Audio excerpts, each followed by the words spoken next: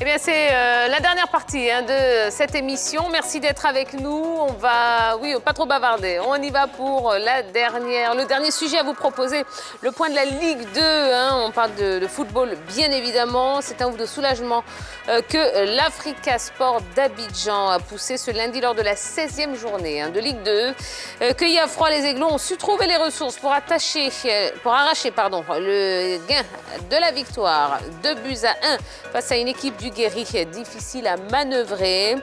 C'est la fin d'une triste série de défaites qui éloignait la formation vert et rouge de son objectif principal, la montée. Alors, je vous rappelle la question LGT de ce soir. L'Africa Sport peut-il encore rêver de la montée en Ligue 1 ?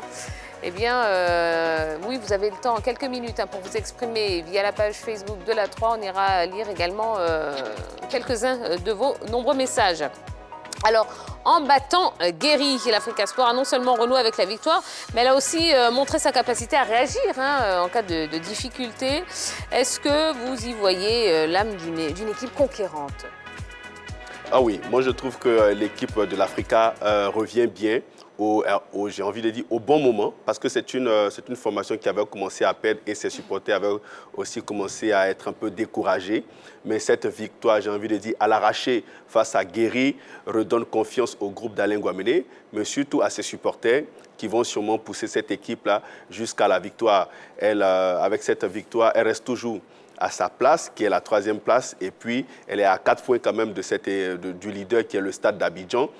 Et l'Africa, quand on regarde un peu son calendrier, l'Africa a 2 déplacements à l'extérieur, et puis tous les autres matchs, l'Africa va être à Abidjan. Donc cela veut dire que tous les matchs qui vont se disputer ici à Abidjan seront comme des finales, parce que les supporters vont sortir sinon nombreux massivement pour essayer d'aller chercher, j'ai envie de dire, supporter cette équipe de l'Africa jusqu'à ce qu'elle puisse obtenir les points qu'il faut terminer en tête de sa poule pour monter en Ligue 1. Donc je me dis, tout est possible encore avec cette équipe de l'Africa. Et ça prouve que c'est une équipe qui a des ressources mentales, parce que ce n'est pas très évident de perdre et de revenir, et surtout d'aller chercher une victoire à l'arraché. Ça prouve que peut-être qu'Alain Guaméné a dû faire un gros travail psychologique auprès des joueurs. Sans doute qu'il a dû pousser un coup de gueule dans les vestiaires, et ça a fini par payer. Alors, parlons de Diallo Oumar, comme très souvent, qui a marqué pendant cette rencontre. Un mot sur ce joueur qui est revenu au club après un bref passage du côté du TP Mazembe. Très bon joueur, très bon joueur. Il peut éliminer un contre un, il est rapide, il est adroit devant la but. Et d'ailleurs, c'est lui qui permet à l'Africa, c'est vrai, il y a eu ce petit couac là en début de saison, défaite face à Zoma, mais après, tous les résultats de l'Africa, il avait quand même sa patte dedans, il avait ses griffes, il avait des buts, il avait des passes décisives. Donc c'est un élément très intéressant, très important de l'effectif de l'Africa. Il joue sur le côté. Donc voilà, c'est un joueur qui, moi, quand j'ai vu le retour dans cette équipe de l'Africa, je me suis posé beaucoup de questions pour quelqu'un. D'abord qui était à l'Africa, qui est parti au TP Mazembe et qui est revenu. Je me disais que peut-être un challenge un peu plus haut en Ligue 1 serait pour ce joueur. Mais bon, il a accepté d'aller jouer en Ligue 2 avec l'équipe de l'Africa. Et aujourd'hui, quand même, il fait partie des pions forts, des pions sûrs de cette équipe de l'Africa. Alors, il y a eu la libération de 12 joueurs lors de ce mercato, qui continue quand même d'alimenter les débats dans les milieux hauillers. Est-ce que vous pensez que cette mesure a également contribué à enrayer un petit peu la machine Forcément, ça a forcément un impact, parce que quand vous avez des joueurs comme Seri Dobo qui ont une très grande expérience du côté de la Ligue, que ce soit de la Ligue 2, et qui sont quand même des joueurs importants, qui connaissent plus ou moins le vestiaire, qui sont laissés de côté, forcément ça a un impact, forcément ça va avoir une répercussion sur cette équipe de l'Africa. Et on a senti quand même un flottement du côté de cette équipe des Oyer, qui avait quand même du mal à un moment donné à retrouver cette série sur laquelle elle était en gagnant 7 matchs d'affilée. Ça a pesé lourd quand même dans la balance. Après, c'est des joueurs qui n'ont pas pu être, pas qu'ils n'étaient pas qualifiés, mais l'entraîneur a estimé qu'ils n'avaient plus le rendement nécessaire. Donc, il y a certains joueurs dont ils se sont séparés. Mais n'empêche, aujourd'hui, l'Africa renoue avec la victoire. On espère que ces départs n'auront plus d'influence sur les joueurs et on espère que l'équipe va retrouver sa bonne santé. Alors, après leur départ, l'Africa a enregistré 4 défaites, 2 victoires et 1 nul. Tout à l'heure, Yves Boris parlait de Seri Dogo, mais il y a aussi Maurice Sissoko qui était aussi titulaire lors des 7 premières journées. Mais pour les autres, ils n'avaient que des bouts de match, ils n'étaient pas titulaires. Donc, des 12, il y avait seulement que 2 titulaires. Donc, leur départ ne peut pas forcément occasionner la chute de l'Africa. Certainement que les nouvelles recrues n'ont pas eu assez d'automatisme par rapport à la Ligue 2, mais pour moi, les départs n'ont pas occasionné nécessairement la chute de l'Africa Sport. Et je suis d'accord avec Yelo, parce que déjà, quand on voit un peu la poule où l'Africa est logée, c'est une poule très, très difficile. La saison passée, vous avez eu l'équipe d'Aboisseau qui a joué les premiers rôles au niveau de la Ligue 2. Vous avez Zoma, qui est entraîné par André Kofi-Romari, qui avait fait un très bon parcours en Détroit. Vous avez le Stade d'Abidjan, qui quand même fait partie des grands clubs au niveau de notre championnat. Vous avez Yamoussoukro, qui a été racheté par une structure de la place et surtout qui a fait un bon recrutement. D'ailleurs, Yamoussoukro est entraîné par Diaby Almami, un ancien de la Ligue, un ancien même de l'Africa. Vous avez Issiawazi qui est dans cette poule. Et vous avez même l'EFIM, parce que l'EFIM même a réussi à battre cette équipe du Stade d'Abidjan qui est leader de cette poule. Donc, du coup, vous avez de grosses équipes dans la poule de l'Africa. Donc, à un moment, c'est vrai, l'Africa faisait une bonne saison, mais à un moment, les autres aussi, se sont réveillés et on a vu que ça n'a pas été... l'Africa n'a pas pu suggérer ce moment. Mais l'Africa qui reste quand même, qui n'est qu'à 4 longueurs du leader de cette poule B, le Stade d'Abidjan. On en arrive à notre question LGT. Est-ce que l'Africa peut encore rêver justement de la montée en Ligue 1? Oui. Allô? Bon, je pense que oui. Déjà, c'est une équipe qui a connu une renaissance avec l'arrivée d'Alain Guaméné, qui a su remettre l'équipe sur les rails. C'est vrai qu'il y a eu un petit passage à vide, mais derrière, c'est la capacité à gérer ce moment faible là qui fait que finalement, je pense que l'Africa Sport d'Abidjan peut rêver de la Ligue 1. Parce qu'il y a 2 choses pour caractériser une grande équipe. La force à maintenir de bons résultats, mais aussi la force à se reprendre dans les moments difficiles. C'est cela, la force mentale et l'aisance dans les moments forts. Donc je pense que partant de ce cocktail-là, partant de ces 2 grandes qualités, l'Africa peut, je pense, rejoindre la Ligue 1. D'accord. Il y a Cyril Aimé Yeboué qui pense, qui est du même avis que vous, qui dit l'Africa a encore toutes ses chances de monter en Ligue 1. Le club est à 4 points du leader stadiste. Il reste encore 6 journées pendant lesquelles l'Africa rencontrera, pour ces 2 dernières rencontres, le Stade et son dauphin actuel, Yacro FC. 6 finales à gagner et à coup sûr, l'Africa retrouvera sa place dans l'élite.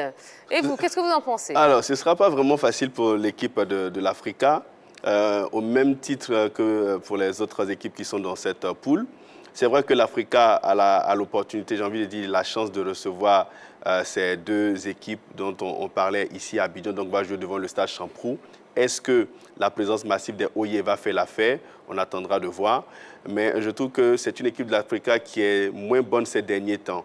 Il y a une baisse de régime au niveau des joueurs, un peu de fatigue parce que enchaîner 7 victoires d'affilée n'a pas été du tout aisé pour cette équipe de l'Africa. Parfois, elle gagne un peu à l'arraché, donc elle investit beaucoup d'énergie dans ses fins de match pour essayer de s'en sortir. Et parfois, ce n'est pas toujours payant. Mais c'est une équipe de l'Africa qui a toujours eu un ADN de guerrier, en réalité. Donc, ils peuvent s'appuyer sur ça, miser sur ça, pour essayer de faire la différence. Et surtout, ces 2 finales où elle va recevoir le Stade d'Abidjan et puis cette formation de Yamoussoukro, je me dis que ce sera de gros matchs à suivre entre ces différentes équipes. Et oui, l'Africa, sur ce style d'ADN de guerrier, peut peut-être, pourquoi pas, aller faire la différence. Sylvain Kébé, toujours sur notre page, nous dit la Ligue 2, c'est un combat sans merci. Auparavant, nous l'avons signalé. Et ce ne sera pas facile pour l'Africa, cette descente en Ligue 2. Et on réitère encore pour dire que ce ne sera pas facile pour l'Africa. Oui, alors, allez-y. Quand on ambitionne de jouer la montée, il faut quand même réussir à battre ses adversaires directs. Mais jusqu'à présent, ce n'est pas le fort de l'Africa. L'Africa a été battue en aller-retour par l'équipe de Zoma, qui est 4e et qui lutte aussi pour la montée. L'Africa a été battue par le Stade au match aller. Il y a 7 le match retour. Donc, je vois, c'est un peu difficile pour Après, l'Africa. l'Africa a gagné aussi Accro. Oui, mais c'est un peu difficile pour l'Africa. Quand même, si c'est les 3 concurrents directs, ils n'ont pas réussi à battre 2.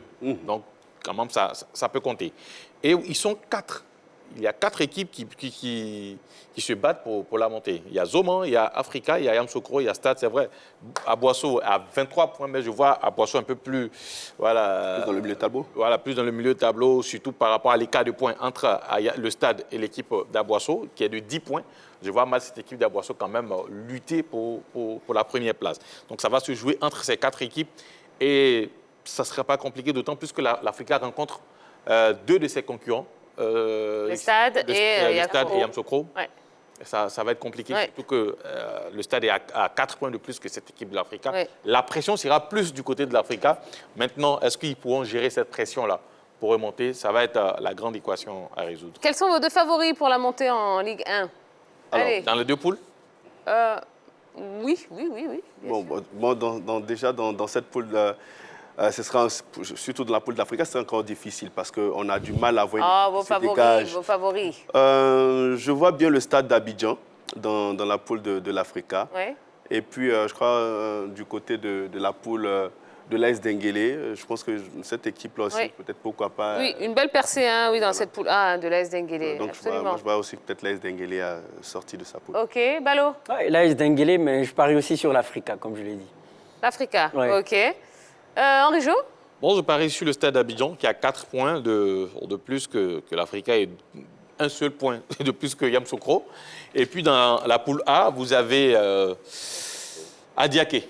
Adiaké qui a manqué, oui. Adiaké qui a manqué de justesse la montée la saison oui. passée et qui est leader avec 33 points, soit 3 de plus que le deuxième qui est le CEU Espoir de San Pedro. Mais n'oubliez pas aussi, vous avez évoqué l'équipe de Denguélé qui fait fort et qui aligne les victoires. Il y a quelques journées, je ne voyais plus cette équipe de l'Estanda revenir, mais l'Estanda a fait quelques petites défaites là qui l'éloignent un peu du leader qui est l'équipe d'Adiaké. Eh bien justement, regardons tous les résultats de cette journée. On va commencer avec la poule A où l'AS Denguélé a été opposé à l'US Benjaville. Victoire de Denguélé 2 buts à 1. L'Espérance de Bouaké a battu COSAP 2-1. 0-0 entre ADFK d'Azopé et le CO Boisflé. Et l'équipe de la JCA a été tenue en échec par le CO Sport de San Pedro 0-0. Et toujours dans cette même poule, il reste à jouer Mouna Adiaké et l'Estanda contre AJFC dans la poule B. Nous avons Yamoussoukro qui a battu le Stade 2 buts à 1. L'US Fermier a disposé de Sirocco Football Club 3-1. Victoire de l'EFIM face à Songon 2-1.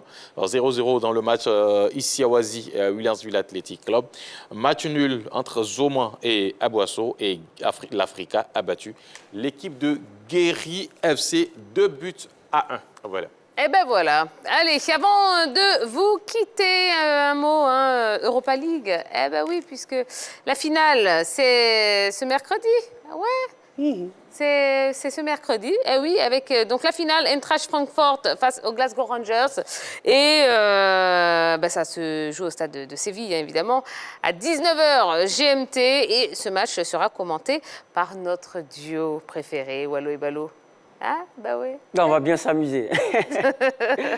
Eh ben voilà. Voilà, on espère que vous avez passé une belle soirée. Merci beaucoup. Allez, je siffle quand même la fin de la rencontre. Oui, c'est important. Allez, sifflez.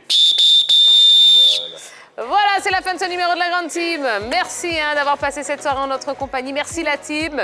Et merci à tous nos invités qui se sont succédés sur notre plateau. On espère que vous vous êtes bien amusés, que vous avez appris beaucoup de choses. Le prochain rendez-vous, ce sera évidemment demain soir. Donc reprenez des forces, reposez-vous bien et passez une excellente soirée. À demain. Bye bye.